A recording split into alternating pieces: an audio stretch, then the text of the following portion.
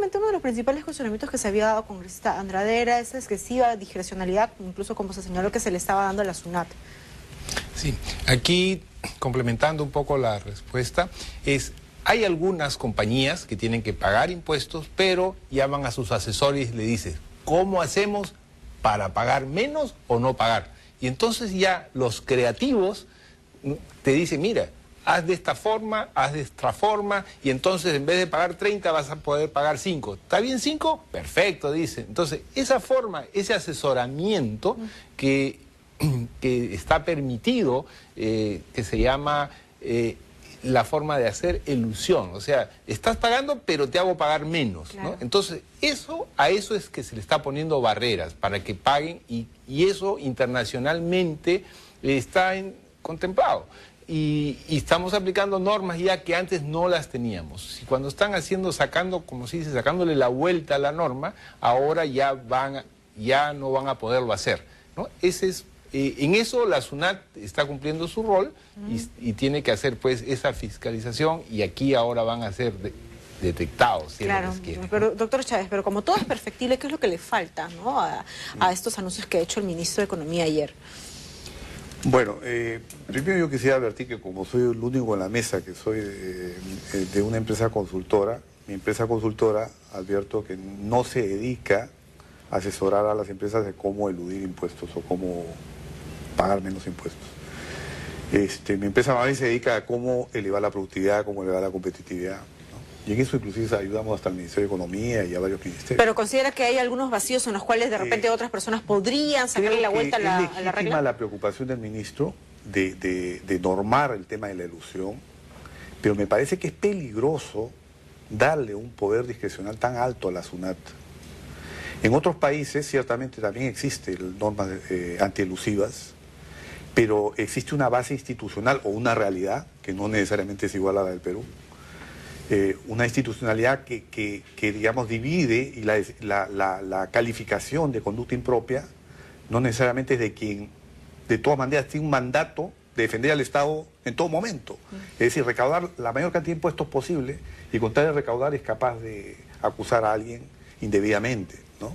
Y eso es lo que hay que evitar, porque eso lo que puede generar es más bien un temor de las empresas que tienen planeadas inversiones o que tienen interés en llegar al Perú para invertir y decir, oye, aquí esta base institucional no nos da confianza, claro, entonces garantías, nos vamos ¿no? a otro país. Claro. Entonces hay que tener mucho cuidado. O sea, yo creo que sí hay que normar las conductas antielusivas, pero hay que tener muchísimo cuidado en darle una pistola a la SUNAT. O sea, la SUNAT tiene que ser el órgano que recauda, pero no tiene por qué ser juez y parte, y eso es lo que hay que evitar. De repente se puede crear una base institucional distinta, o sea, con no sé, un órgano que permita evaluar en qué casos puede haber conductas impropias, ¿no? Ahora, ¿no contemplaría ahí el hecho de que de repente las mismas empresas podrían normarse? O sea, no podemos confiar en la buena fe de repente, o en la buena intención de también seguir aportando por parte de esos empresarios. Ahora, que no sé... hay que tener en cuenta algo, ¿no? Porque, digamos, yo soy empresario, porque mi empresa es una empresa de consultora, pero es una empresa privada. Y entonces, la carga impositiva que llevamos encima es bien alta. Si la SUNAT comete un error contra una empresa, como la mía o como cualquier otra, el riesgo de que quiebre es bien alto. O sea, te puede hacer quebrar con una multa mal aplicada.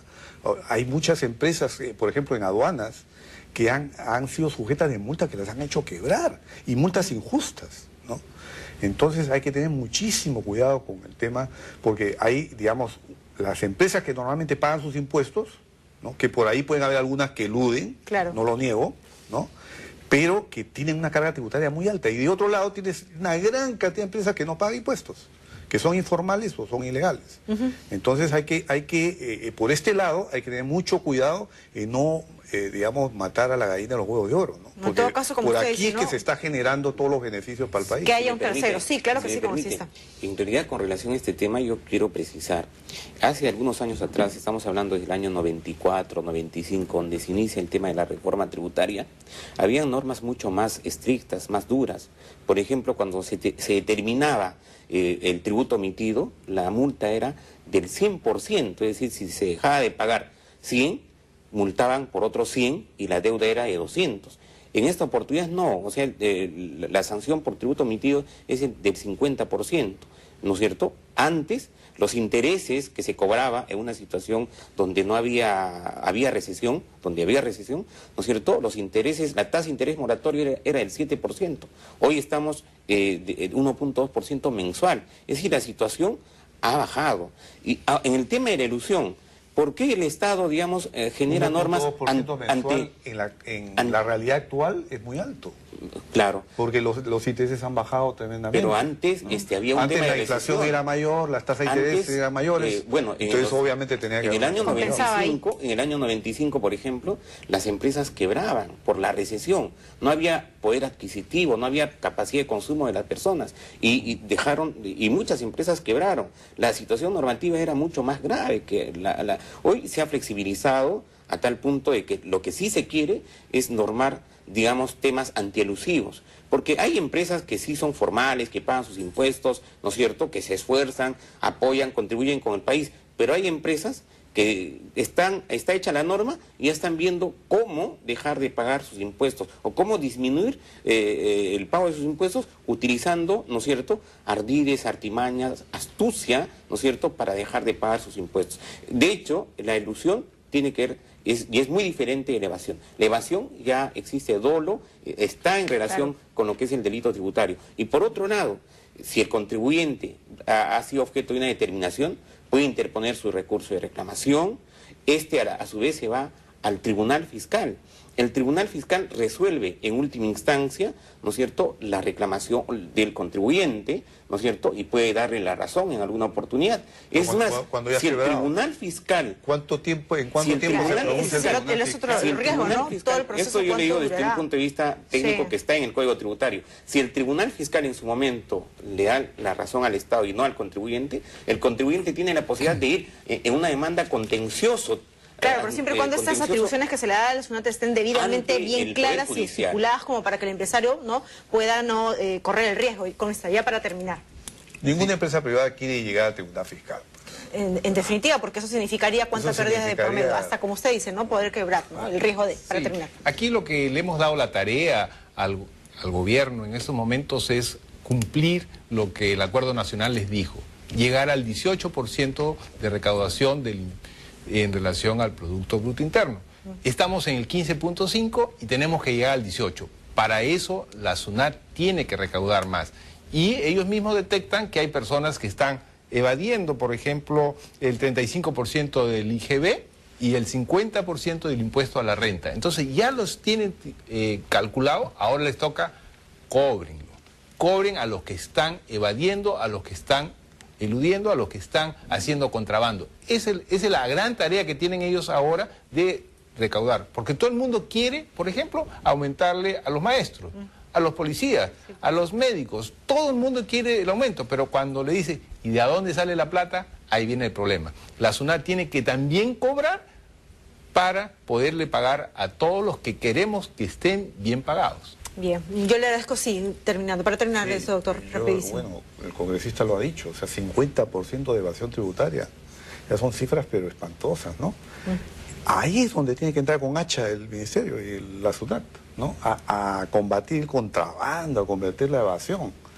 Pero en el tema de ilusión hay que ser muy cuidadosos, ¿no? Y como digo, no hay que darle a la SUNAT digamos, que sea juez y parte en esto, sino que hay que crear una institucionalidad que evite, o sea, aquí hay que tocar con pinzas porque, ojo, que hoy crecemos porque hay inversión privada.